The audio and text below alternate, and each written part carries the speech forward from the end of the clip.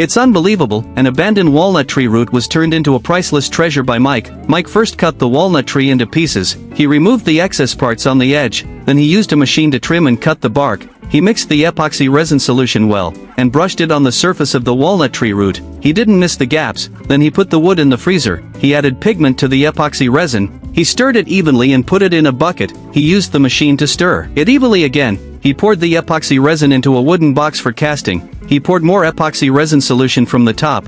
He submerged the whole wood. He used a spray gun to bake the surface. He took it out after a night of solidification. He placed the pre-drawn pattern on the surface. He drew lines and marks along the edge of the paper. Then he started to cut with an electric saw. He cut off the excess parts at the bottom first. Then he did some preliminary carving. It looked good. After carving, he flipped it over and did some fine carving. He put the paper on again. He drew lines and marks along the edge. He prepared for the next step of fine processing.